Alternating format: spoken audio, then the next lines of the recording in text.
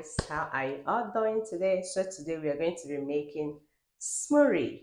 Okay, and we'll be needing spinach. We'll be needing spinach, milk,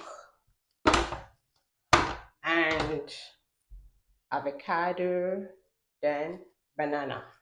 So stick around while we get this ready.